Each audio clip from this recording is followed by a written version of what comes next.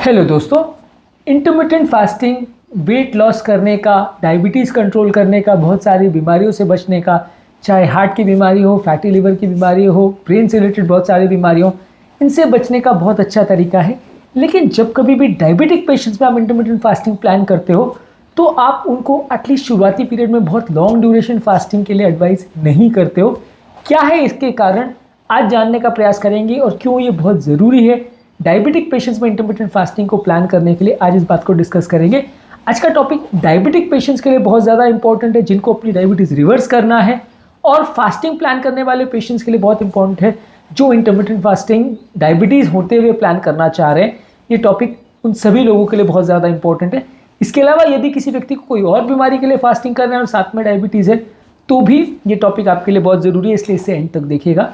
Topic पर जाने से पहले जो लोग हमारे चैनल पर नए हैं उन्हें रिक्वेस्ट करूँगा कि चैनल को सब्सक्राइब करें, ताकि इंपॉर्टेंट और साइंटिफिकली करेक्ट इन्फॉर्मेशन के लिए आपको भटकना नहीं पड़े और आप मिस इन्फॉर्मेशन का शिकार ना हो जाए।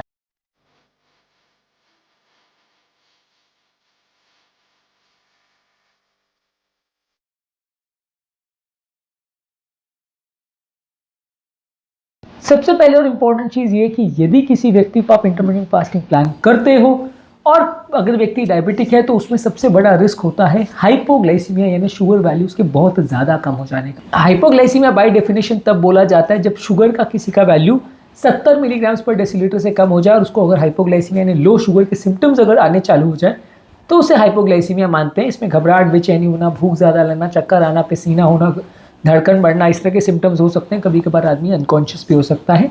डायबिटिक पेशेंट के मैनेजमेंट में इसको एक बहुत इंपॉर्टेंट पैरामीटर माना जाता है, क्योंकि जब कभी भी किसी व्यक्ति को हाइपोग्लाइसीमिया होता है तो वो अक्सर घबरा जाता है, परिवार वाले घबरा जाते हैं, भर्ती करना पड़ता है। बाद में पेशेंट का कॉन्फिडेंस लेवल्स काफ़ी कम हो जाता है, वो दोबारा फास्टिंग करने से भी हेजिटेट करता है। तो यदि किसी व्यक्ति को आपने फास्टिंग के लिए इनकरेज किया और पेशेंट को चालू करने के बाद अगर हाइपोग्लाइसीमिया का एपिसोड हो जाएगा तो बाद में उसको फास्टिंग करवाना या उसको मैनेज करवाना काफ़ी मुश्किल होगा। रूटीन व्यक्ति में जब वो इंटरमिटेंट फास्टिंग करता है तो हाइपोग्लाइसीमिया नहीं होता, क्योंकि शुगर वैल्यूज उतनी ड्रॉप नहीं होती, आप एक कंट्रोल वे में फास्टिंग करते हो। लेकिन जब कभी व्यक्ति डायबिटिक हो तो उसके शुगर वैल्यूज ज़्यादा फ्लक्चुएट करते हैं, खासकर तब जब उसको बहुत सारी दवाएँ चल रही हो। ऑब्वियसली जब शुरुआती पीरियड में आप डायबिटिक पेशेंट को रिवर्स करने के लिए दवाइयाँ के बदले अगर आप फास्टिंग अगर करवाओगे तो दवाइयाँ आप एक साथ में सारी बंद नहीं कर सकते। आप ऐसा नहीं कर सकते कि पेशेंट को आज आपने फास्टिंग चालू करा और सारी दवाइयाँ बंद कर दी, क्योंकि फास्टिंग का इफेक्ट किक इन होने में या उसको प्रॉपर लेवल पर आने में कई हफ्ते भी लग सकते हैं, महीनों भी लग सकते हैं। कभी कभार बहुत ज़्यादा इफेक्ट ना भी आए, बहुत लेट भी हो जाए, ऐसा भी हो सकता है। तो आप पहले दिन से तो सारी दवाइयाँ बंद नहीं कर सकते, नहीं तो शुगर वैल्यूज़ 300-400 पहुँच जाएंगे और पेशेंट का कंट्रोल बिगड़ जाएगा। तो आप वैसा करते हो कि थोड़ी दवाइयाँ कम करते हो और पेशेंट को फास्टिंग के लिए इंकरेज करते हो, पर साथ में ये ध्यान रखने की आवश्यकता है कि पेशेंट को हाइपोग्लाइसीमिया ना हो जाए। तो इसके लिए हम पेशेंट को शॉर्ट ड्यूरेशन फास्टिंग बोलते हैं। मैक्सिमम आप 10 घंटे, 12 घंटे, 14 घंटे इतना ही फास्टिंग करिए। शुरुआत में 10-12 घंटे करिए और जैसे जैसे स्टैमिना बढ़ते जाए, कैपेसिटी बढ़ते जाए, आप उसको बढ़ाइए। इसका कारण यही है कि यदि आप पहले दिन से अगर पेशेंट को बहुत लंबे फास्ट के लिए बोलोगे और सीधा ही पेशेंट को बोलोगे 18 घंटे का फास्ट कर लो, तो उसकी दवाइयाँ मैनेज करना बहुत ज़्यादा मुश्किल हो जाएगा, क्योंकि सारी दवाइयाँ फिर एक साथ देनी पड़ेंगी। क्योंकि दवाइयाँ आप उनको जब फास्टिंग कर रहा है उस टाइम पे दे पाना बड़ा मुश्किल है, क्योंकि जब दवाइयाँ आप दोगे और पेशेंट फास्टिंग कर रहा है तो शुगर वैल्यू उस टाइम पे ज़्यादा ड्रॉप हो जाएगी, हाइपोग्लाइसीमिया हो जाएगा, पेशेंट का कॉन्फिडेंस कम हो जाएगा। और बाकी सारी दवाइयों को अगर आप एक साथ क्लब भी करते हो, मान लीजिए उसको 5 दवाइयाँ चल रही है, सबको एक साथ दोगे तो उस टाइम पे शुगर वैल्यूज़ बहुत कम हो जाएगा, क्योंकि सब दवाइयाँ जो है एक साथ फिर काम करना चालू करेगी।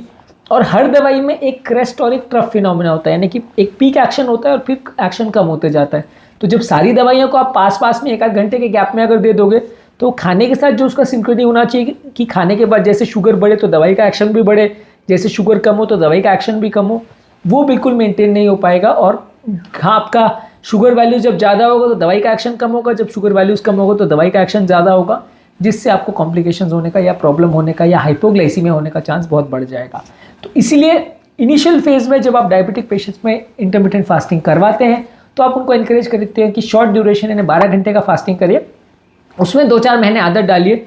जैसे जैसे आपका डाइटरी चेंज होने लगेगा, जैसे जैसे आपका डायबिटीज़ रिवर्सल होने लगेगा, जैसे जैसे आपका वज़न कम होने लगेगा, हम धीरे धीरे करके 1 बाय 1 दवाइयों को कम करते जाएंगे।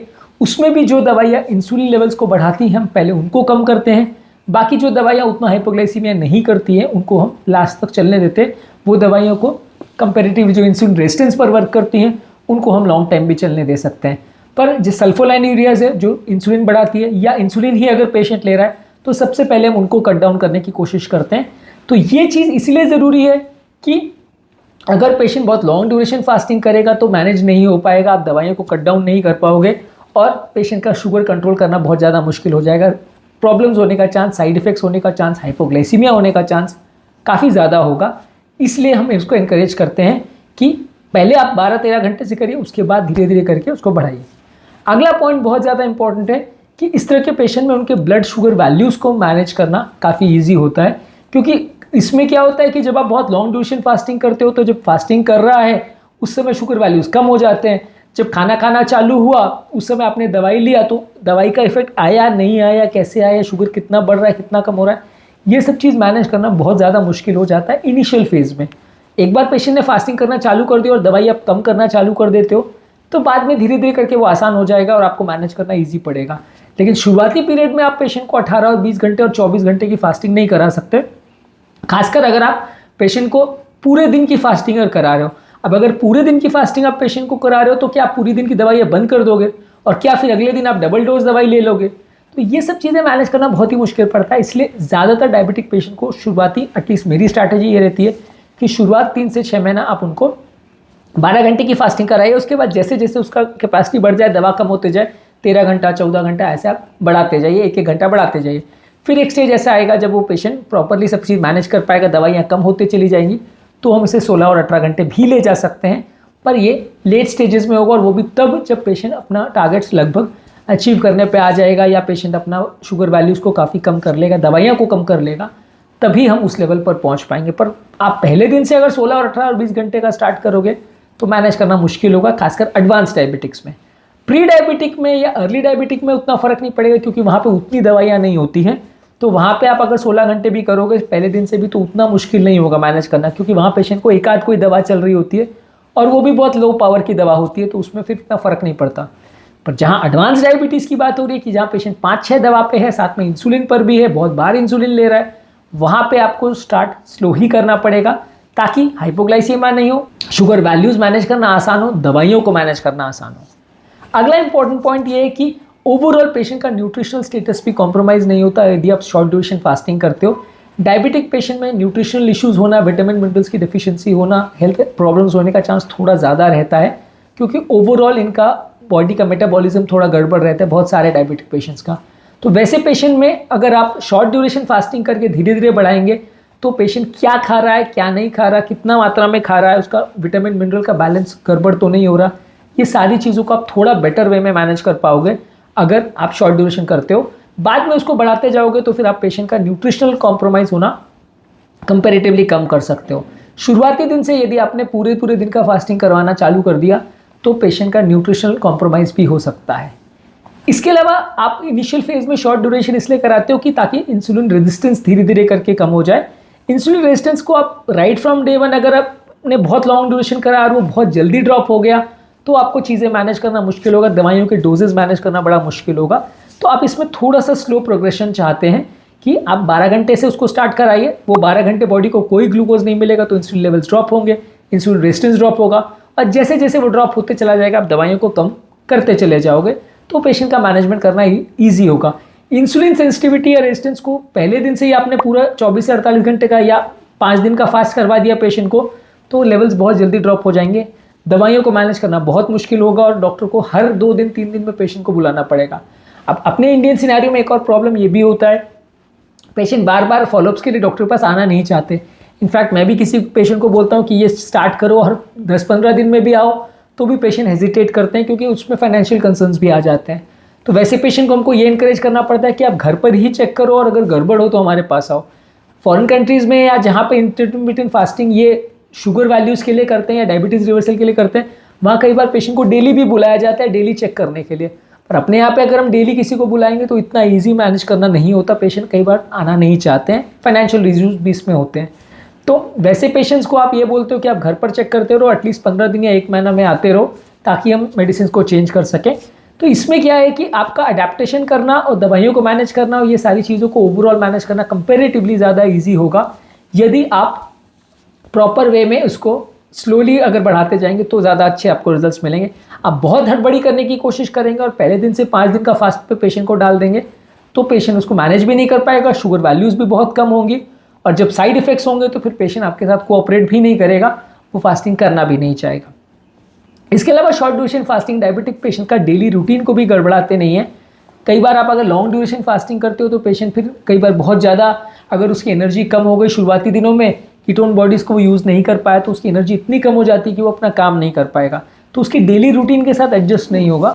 यदि आप शॉर्ट ड्यूरेशन फास्टिंग करते हो तो काफ़ी ज़्यादा चांसेस है कि उसकी डेली रूटीन के साथ वो बहुत ईजिली ब्लेंड हो जाएगा, उसको अपना काम धंधा बंद करके बैठना नहीं पड़ेगा और जैसे जैसे उसकी फास्टिंग को आप बढ़ाओगे वो उसको ज़्यादा ईजिली अडाप्ट कर पाएगा।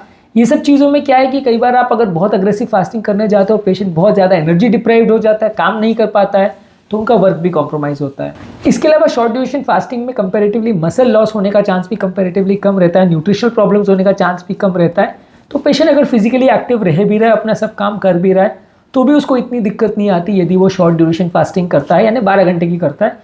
फिर हर एक 2 महीने में आप उसकी ड्यूरेशन को बढ़ा सकते हैं और साथ में पेशेंट को प्रोटीन सप्लीमेंट्स वगैरह भी दे सकते हैं, तो उससे कंपैरेटिवली उसको मैनेज करना ज़्यादा ईजी पड़ेगा, मसल लॉस उतना ज़्यादा नहीं होगा। तो आज के टॉपिक में हमने बात करी कि यदि डायबिटिक पेशेंट में आप इंटरमिटेंट फास्टिंग करवाते हैं तो शॉर्ट ड्यूरेशन यानी 12 घंटे की या इस तरह की फास्टिंग को आप स्टार्ट करवाते हैं, फिर धीरे धीरे करके उसको क्यों बढ़ाते हैं। लॉन्ग ड्यूरेशन फास्टिंग डायरेक्टली जो कि ज़्यादा एडवांटेजेस है वो पहले क्यों नहीं करते, इसका कारण यही है कि ये मैनेज करना ज़्यादा ईजी है, दवाइयों को मैनेज करना ईजी है, साइड इफेक्ट्स और कॉम्प्लिकेशन का चांस कंपैरेटिवली कम होगा और पेशेंट उसको एडजस्ट ज़्यादा इजीली कर सकता है बिना ज़्यादा न्यूट्रिशनल डिफिशियंसी के या बिना ज़्यादा मसल मास लॉस किए। पेशेंट उसको आराम से एडजस्ट और अडेप्ट कर सकता है और जैसे जैसे उसका कंडीशन इंप्रूव होता है आप उसको धीरे धीरे बढ़ा सकते हैं। इसके अलावा इंटरमिटेंट फास्टिंग पर ऑलरेडी हमने काफ़ी सारे वीडियोज़ किए डायबिटिक्स पर, उन्हें भी आप ज़रूर चेकआउट करिए। डायबिटिक पेशेंट्स में फास्टिंग के क्या इश्यूज़ और रिवर्सल के क्या पैटर्न्स होते हैं उस पर जो हमने वीडियोज़ किए उन्हें ज़रूर चेकआउट करिए। उम्मीद करूंगा कि आज के टॉपिक में कुछ नई बातें जानने को मिली होगी। जो लोग हमारे चैनल पर नए हैं उन्हें रिक्वेस्ट करूंगा कि चैनल को सब्सक्राइब करें ताकि इंपॉर्टेंट और क्लिनिकली यूजफुल इन्फॉर्मेशन के लिए आपको भटकना ना पड़े और आप मिस इन्फॉर्मेशन का शिकार ना हो जाएं।